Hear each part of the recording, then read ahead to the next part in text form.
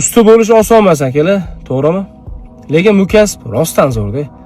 Qilayotgan ishinglarni ko'rib, odamlarning uyida quvonch bo'lishini bilsanglar, boshqa gap kerak emas-da. Har bir plitka, har bir devor bizdan yodgorlik. Farqi yo'q.